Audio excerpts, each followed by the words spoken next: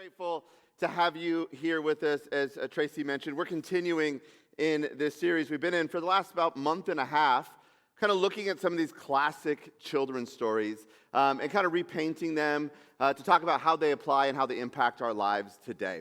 And this morning's story is actually found in John 9, and we'll get to it, John 6. We'll get to it in just a second.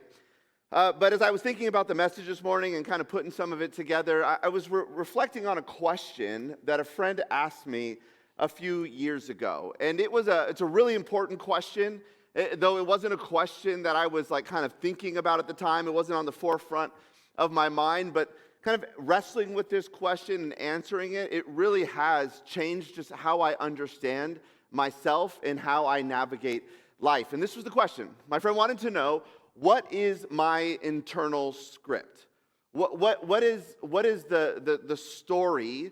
What is the belief that runs on repeat in my mind over and over again? And maybe you're not familiar with that term, internal script, and so maybe you've heard it as like, what's your self-talk? What's your internal narrative? Like, what is it that you believe about yourself? What you believe to be true? And it kind of plays on repeat in your life. And again, like I said, I hadn't really thought much about that, but when he asked the question, really quickly, I kind of knew what my internal script was.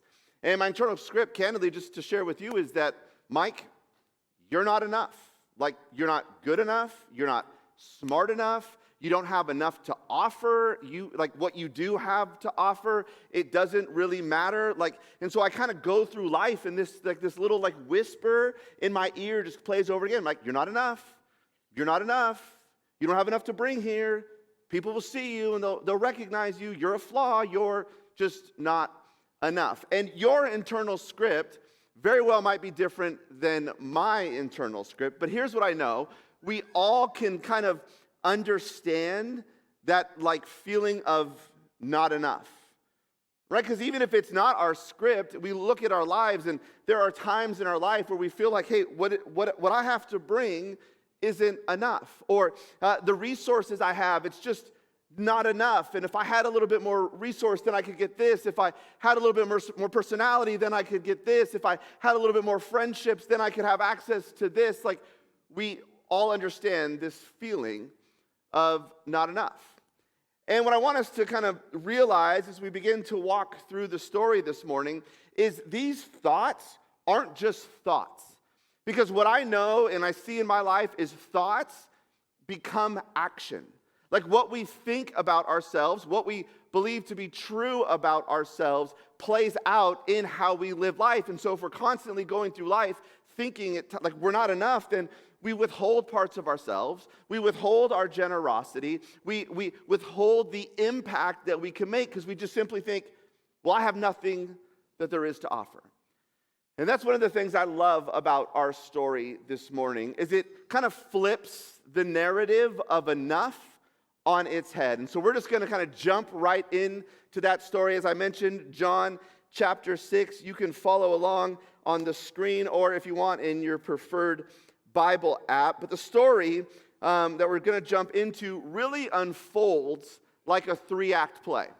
And some of you know this. I love theater. I love drama. It was actually my first major in college. Most of you don't know that. I went to college to be a theater major. And I've always appreciated the arts. And so I was reading this story. I realized it kind of plays out like that. Like, there's 3 acts to what's happening. So I thought it'd be kind of fun as we go through it to kind of acknowledge it and walk through it from that lens together. And so kind of Act 1 is the problem. And that's what we're going to look at, again, beginning in John 6. And what I need us to understand as we jump into the story is that Jesus is with his disciples, and they've crossed over the Sea of Galilee, coming to the town of Tiberias. And one of the things that has happened, it's true for Jesus in this season of his ministry, is that wherever Jesus goes somewhere, the crowds follow. Like, he's built kind of a following with them. People have heard about the miracle he's performed, the healings that he's performed. And so wherever Jesus is kind of going, people are following along because they don't want to miss out. They don't want to miss a miracle. They don't want to miss something that he might say. And so sure enough, as the disciples kind of travel to Tiberias, the crowd follows along. And this is where we jump in, John 6, beginning in verse 3. Then Jesus, he's now in Tiberias, climbed a hill and sat down with his disciples around him. It was nearly time for the Jewish Passover celebration. Jesus soon saw a huge crowd of people coming to look for him. Turning to Philip, he asked, "Where can we buy bread to feed all these people?" He was testing Philip, for he already knew what he was going to do. So the text kind of makes it clear. Jesus gets to the town. He kind of goes up onto the hillside, almost to create a little bit of distance between him and the crowd of people. Eventually, the crowd of people see him and make their way to Jesus.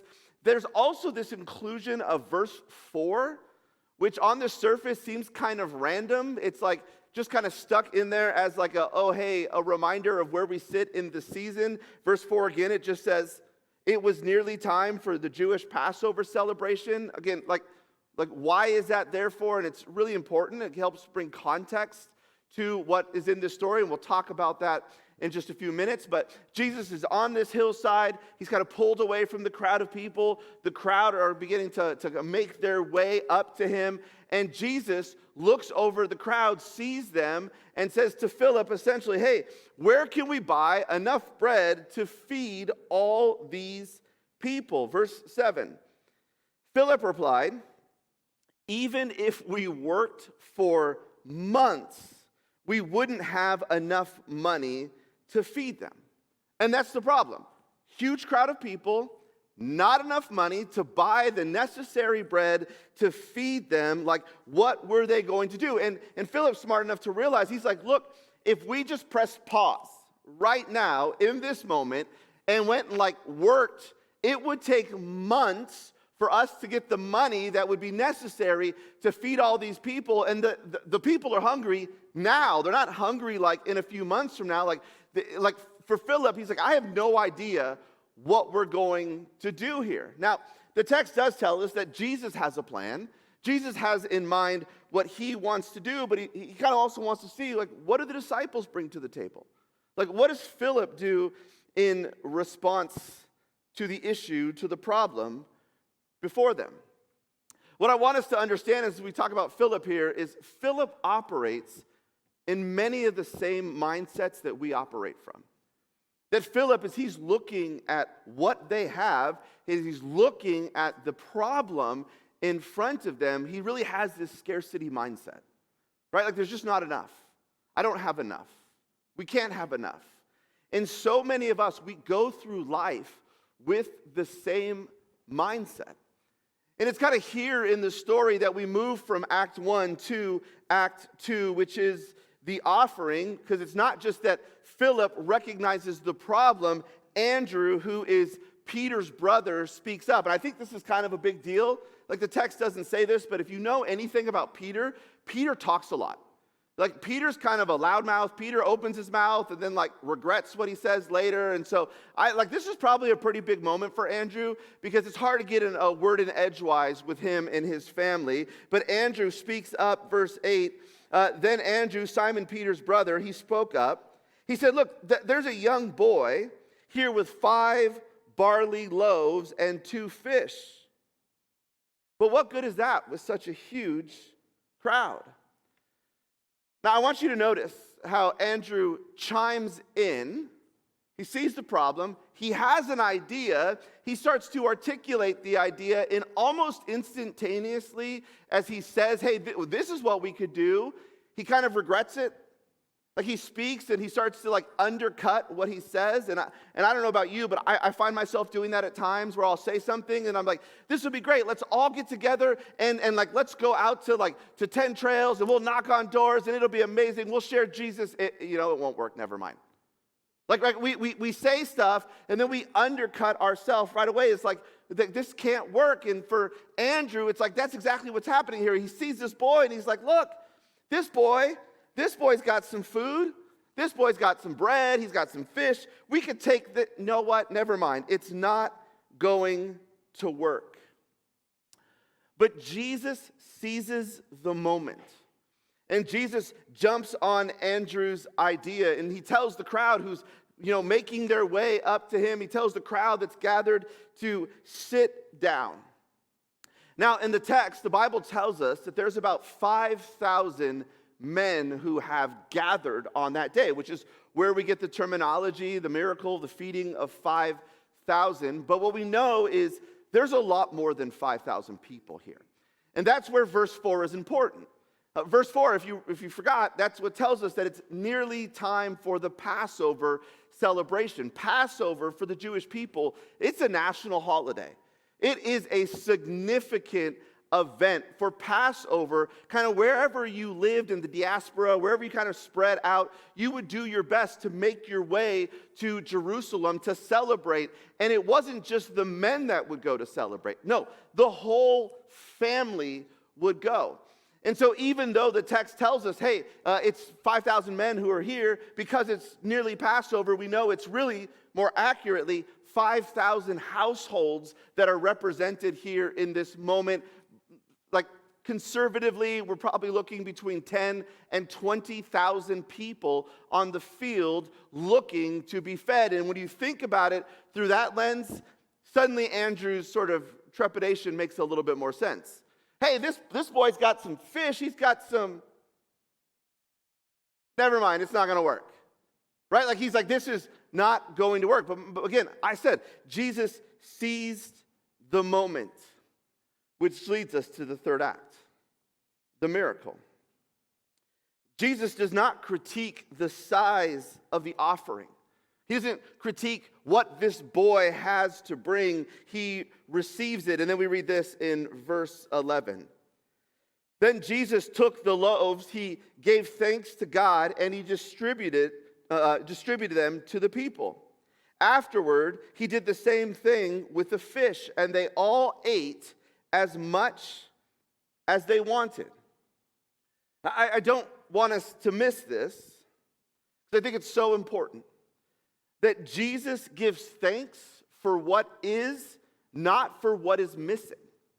Like, he's only holding a few loaves of bread. And he's only got a handful of fish, and there's like 20,000 people. And he doesn't say, God, you need to do something big because there's a lot of nothing here and a lot of people out there. No, he's like giving thanks for what they do have, not what they lack in that moment. And the text tells us first he gave thanks to the bread, and then he gave thanks for the fish, and then once he did so, he starts to distribute it through the disciples among the crowd of people. Now, I thought this was kind of interesting. This miracle, in addition to the resurrection, is the only miracle stories that are found in all four Gospels: Matthew, Mark, Luke, and John. And part of that, it helps really give us a holistic picture from different perspectives of this event. And so when you start to look at some of the different pieces, the different angles that the gospel writers take on this narrative, it brings like aspects of the story to light in ways that maybe we miss when we're just looking at it from John's perspective. And one of the things that often gets like kind of in our minds when it comes to this story is if the miracle happened the moment that Jesus gave thanks. That's often how it's taught. It's like Jesus is standing there and he's like, you know, Lord, thank you for this bread. Lord, thank you for this fish. And then like, boom, kapow. Like suddenly Jesus is standing on like a massive heap of fish and bread. And that's when the miracle happened. And that's what was distributed. That's often what we think. But most scholars actually don't think that's when the miracle happened. The miracle didn't happen at the time of thanks. The miracle happened in the process of distributing what was blessed, which makes total sense if you think about it through the context of this story. I said this earlier. I said Philip approaches this whole thing through what? What kind of mindset? A scarcity mindset, right? Like Philip is like, there's not enough. We don't have enough. Andrew, he's like, I have an idea. Never mind, it's not going to work. It's not enough. Like everyone in this story is kind of approaching it or thinking through this lens of there is not enough. And if the miracle would have happened in the blessing, it wouldn't have helped them move past this belief.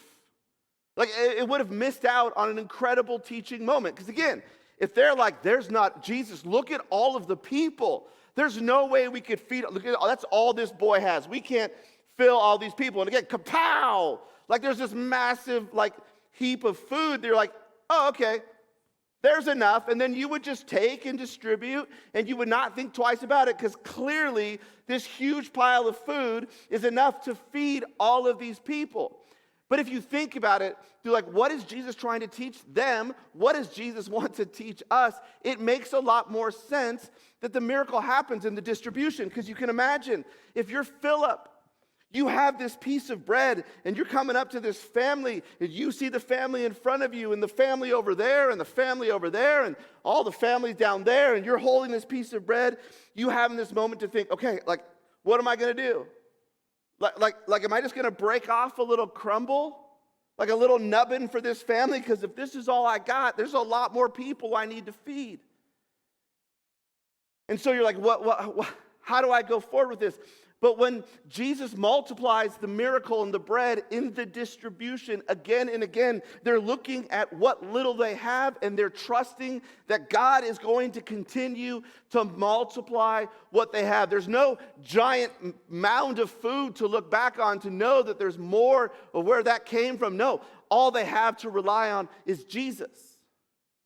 In this belief that he is a God of abundance, and that he cares for his people. And so even though they're just holding what they have in their hands, they believe as they break the bread and feed the people, feed these families again and again and again, that God will multiply and bless their efforts. Like, it's profound. It's a powerful, powerful story. And just in case, like, we miss it, because it's something that I think most of us will battle, this, is there enough? Am I enough?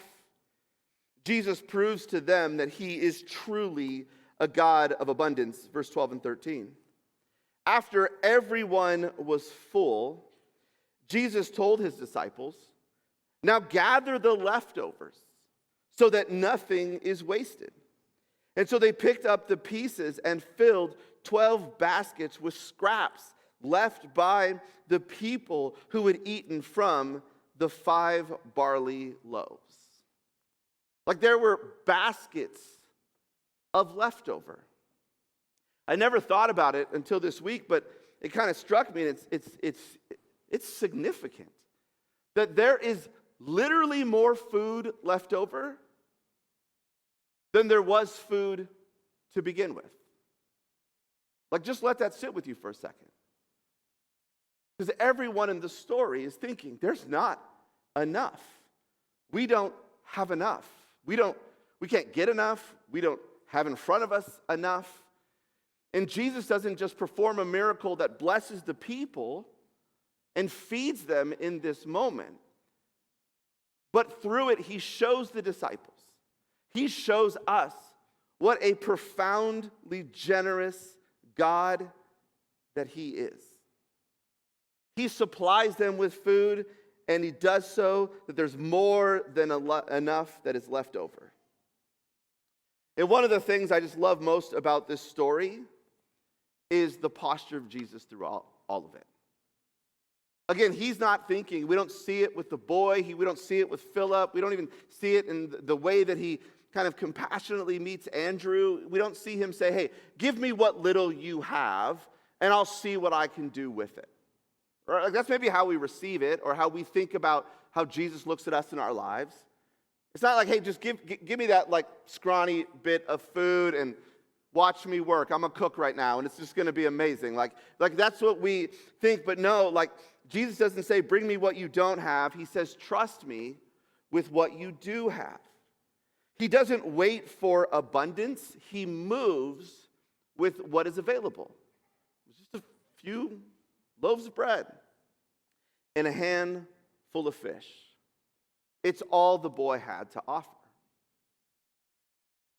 And I just, like, as I think about this story and I think about how, like, it hits us, I just wonder for you, what is it that you have to offer? What is it that you have that maybe you're tempted to hold back from God because you just don't think it's enough? You don't think you have enough, or you don't think what you could give God is enough for God to be able to do something with it. Like, what is it in your life that you're tempted to hold on to? And of course, right away, like our minds, like we think, well, money. Like, and like that's what the pastor's talking about. Let me be clear here. One, I recognize that we are in a time where for a lot of people, like finances are tight. Trying to figure out like, hey, like what, how do we make ends meet? Like, what do we have to cut? What gets to stay in the budget? Like, how can I make all of this work? And as we're looking through that, there is this temptation to be like, oh, well, like look at the tithe. Well, like, we can cut that out because you know what? No one will know and God will understand, really, because it's just between us and God. And like, okay. And like, let me be clear, like, I'm really not talking about money. That's just where our mind goes. What I would want to know is whether it's money or whether it's time, because that's one of the other areas where we're prone to think, oh, I don't have enough time. I'm so busy. Like, my calendar is so full. There's just so much going on that there's just not enough time to give to God, whether that's quiet time that we're spending in our relationship with Him to develop and deepen that relationship, to help grow our prayer life, or whether it's through acts of service, which as Christians we're called to do, to give ourselves in service of other people. And we look at kind of what we're supposed to do, and we look at our calendar, and we think, I just don't have enough time. And if I could just carve out just a little bit of time, then what is God going to be able to do with just, a little bit of time here? How will God be able to use that to bless other people? How will God use that to grow me when it comes to my resources? If I can just maybe carve off just a little bit to give back to God. I mean, it's not really that much. And so what does God do with it? Look, the point I'm trying to make, the bigger point that I'm making here,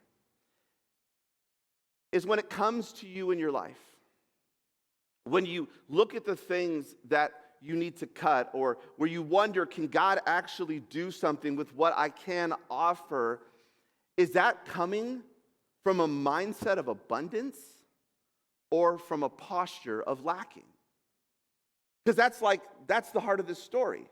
Like, everyone in this story is like, we don't have enough. And Jesus is like, there's more than enough. And we look at our lives, we're like, we don't have enough money. We don't have enough time. There's just not enough. And Jesus is like, you have everything you need. There is more than enough. You just need to be willing to trust me with it. You see, scarcity sees the lack, but faith sees God. Faith sees the Lord. And we're so prone to walk through life thinking, I'm not enough, I don't have enough, I lack here, I lack there, just all these areas I'm coming up short. And when we truly lean into this idea that God is our everything, we don't see the limitations, we see the Lord in place of those limitations. And it's not just like with our resources, it's not just with our time. We as people, as Christians, and if you're not a Christian in this room, you get a pass this morning. But if you are a Christian, here's the truth. We squander our influence. Part of me, who am I to judge God? But He could have figured out a better plan than to use broken, sinful people like me and you to carry out His redemptive work here in our world, but He didn't. He chose us, that we are His messengers, that we are called to go out and reconcile people to God. We have this calling in our life.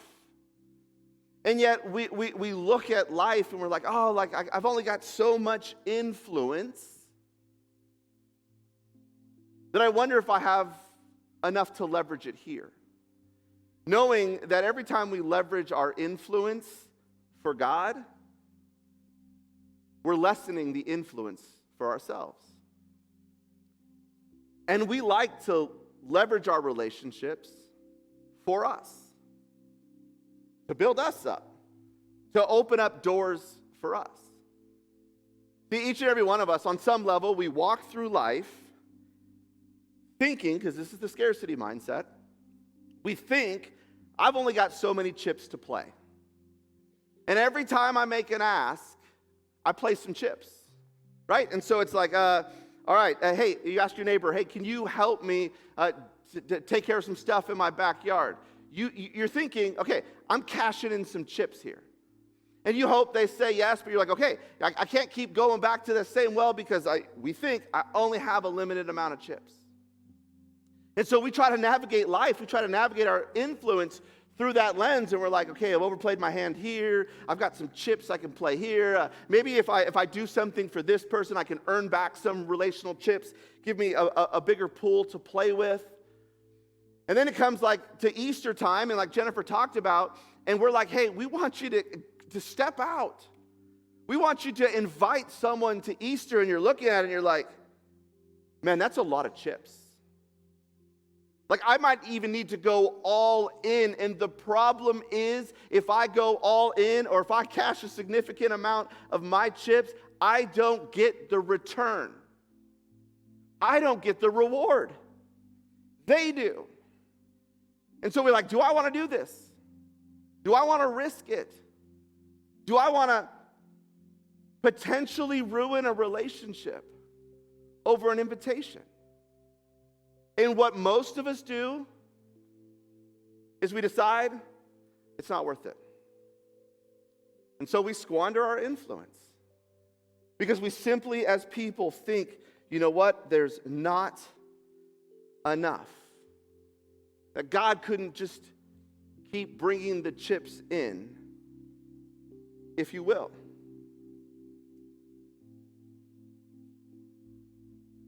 But here's what I would challenge you with. I wonder if the breakthrough that you long for, if the growth that you long for, if the yes that you long to hear, if all of those things, I just wonder if those things don't happen on this side of surrender. Like, we want the breakthrough, but we don't want the sacrifice. We want this person to come to know Jesus, but we don't want the relational risk. And so we play it safe, but what if that breakthrough is on the other side of surrender? What if the miracle doesn't happen until you start distributing the bread? When you're holding on, you're thinking, this is all that I have. This is, in my mind, this is all that there is.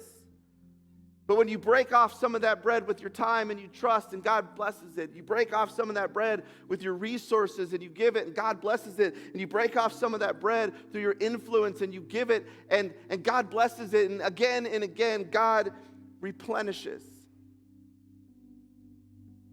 As we faithfully step out and trust in His miracle of abundance. So as we wrap up this morning, I actually want to encourage you to do something this week. And it's going to take a little bit of time. It's not going to take a lot of time, but I think it's really important that we would all carve some space and some time out in our week to do that. And it would be this: to take inventory on what you do have. Because when I operate from a scarcity mindset, we're tempted to see what we lack instead of, in a posture of gratitude, be grateful for what we do have. And so sit down. Take a few minutes. Take 10 minutes. Take 20 minutes. Really think about it and make a list of the things that you have, whatever they might be. Your skills.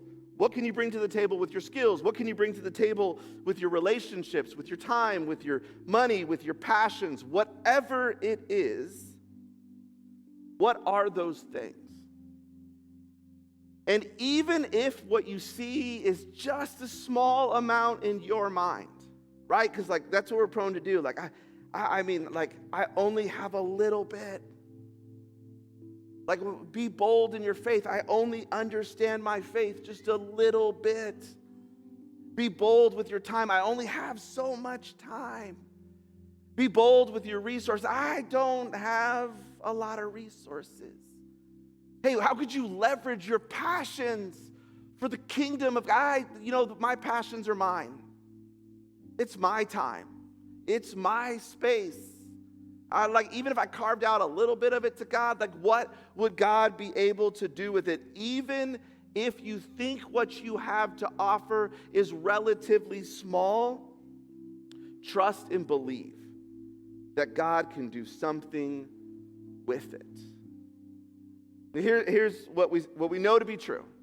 We know to be true in this story. We know this to be true because we see it as a reflection of God's heart throughout the New Testament. And it's simply this: you're not enough becomes more than enough when you place it in the hands of Jesus. That's what I want you to do this week. I want you to spend some time. Think, what is it that I have to offer? What is it that I have? And it might not be enough in our mind, but it is more than enough when we surrender it and give it to Jesus. Allow him to bless it and bless others through it. That's what I want you to do this week. Would you pray with me? Father God, I thank you so much for this story. I thank you for the boy. And there's something about the faith of children. It's like not even thinking about how crazy it is to try to feed thousands of people with just a handful or basket full of food. But he truly believed what some of us struggle to believe, is that Jesus can do more than we could ever imagine with whatever little that we might bring to the table. So I pray, God, that you give us the faith of a child. You would help us recognize, not from a scarcity mindset, but from an abundant mindset, the blessings in our life, that we would be the kind of people who would surrender them to you, to bless others through our faithfulness, through our influence, through our time, through our resources, through our love for you. We pray all this in Jesus' name. Amen.